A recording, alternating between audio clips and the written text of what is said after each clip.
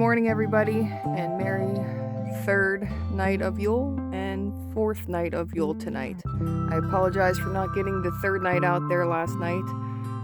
We had some holiday festivities with the children through the day, some unforeseen circumstances in the evening that prevented me from getting that video out there to you. So I'm just going to do a combined third and fourth night for you, and I hope you enjoy.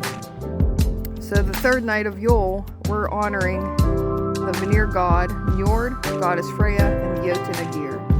While the gods and goddesses of Asgard, called the Æsir, are considered by some to be war gods, the Vanir gods and goddesses of nature and fertility. It is during this night that we focus on nature and the gifts given to us by its bounty. Njord is depicted as a handsome man in his prime wearing a short green tunic. He has a crown of shells and seaweed on his brow. He is also known to wear a brown-brimmed hat with eagle and heron feathers. Freya is a goddess of love, sex, and battle. Her name means lady, and she is the best known of the goddesses. She is the most beautiful of the goddesses. She is most known for being the goddess of sexual love. There are many stories of her having sex with the gods, Jotuns, dwarves, and humans, and even her own brother.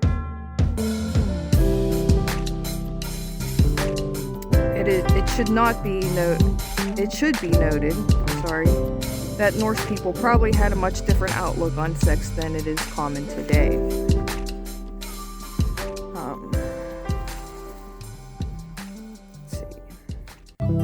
Freya was the leader of the Valkyries.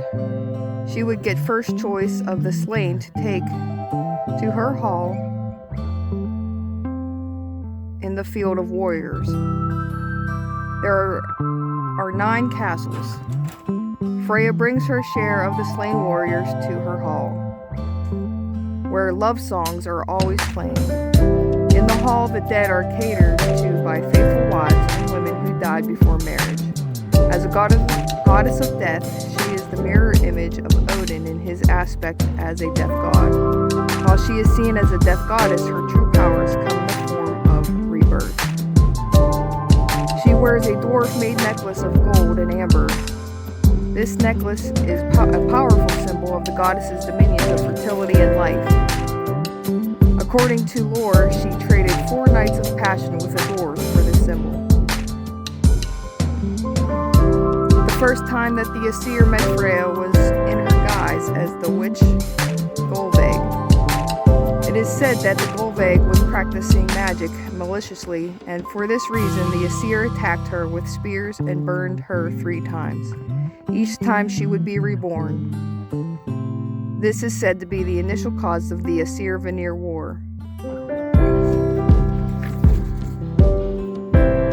The Vanir seem to embody in various ways the primal life force of the universe, as the fiery goddess whose might is shown through gold, battle, and aggressive mind magic. Freya brings forth the essence of struggle to live and grow. Ægir is a Jotun sea deity that is also a god of brewing. Ægir, also known to some as Blair, and is married to Ran. Although being a giant, he has a close relationship with the Æsir gods and goddesses. He is known to host the Æsir for feasts and journey to their halls as well. He always brewed something special for the gods and goddesses. He is said to a gaunt old man with a long white beard and hair, and claw-like fingers that always moved as if clutching something. Eld and Funfang were his 2 servants that waited upon the guests of his hall. Ægir appears briefly in the lore. He is the reason Thor and Tyr journeyed to Jotunheim, looking for a large cauldron to brew out for an upcoming feast. As we learn about the gods and goddesses this night, we are thankful for the bounty given to us by them. We make offerings to the Vanir for bountiful harvest in the year to come. The noble virtue focused on this day is honor. Honor can be viewed in many ways. The simplest definition of honor is to fulfill your obligations and duty. Oaths and promises are obligations that must be met, for your weird is involved. We look back at the year and reflect how we have been honorable and how we can continue to do so during the coming seasons. Happy Feast of Aegir, Nord, and Freya. And now we will go on to the fourth night of Yule. So on the fourth night, we're going to focus on community. It is time to invite friends and family into the home. Fealty is given and received at this time, and bonds of the tribe are made. It is a day of feasting and merriment, with the bonds of friendship rekindled in Frith. Frith is an old concept that was important to our ancestors. Its literal meaning is peace, although it is more than just the concept of peace. Frith incorporates many of the concepts that support peace rather than just being peace itself. It is a concept of obligation and who you owe that obligation to. The obligation is to consider the welfare of others in all things. The concept includes the values of doing no harm and treating people with courtesy and hospitality. This makes Frith a thing that applies to everyone and everything you do. Most of us were not raised as heathens. We come from many different religions, paths, and ideals.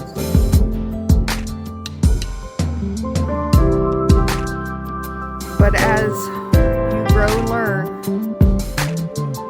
and if heathen is a calling for you, these are the things that is important to learn.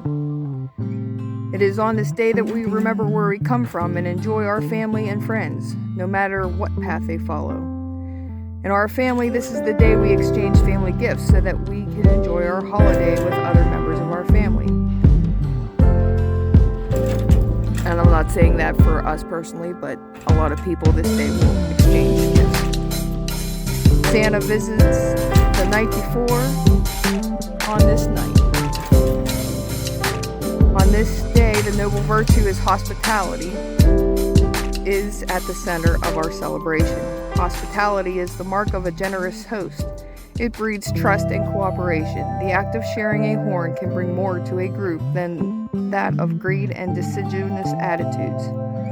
It shows a strength of character that does not revolve around the material items one may possess. The duties of the host are given in the Havamal, the second poem of the Poetic Edda. And Merry Yule to you all.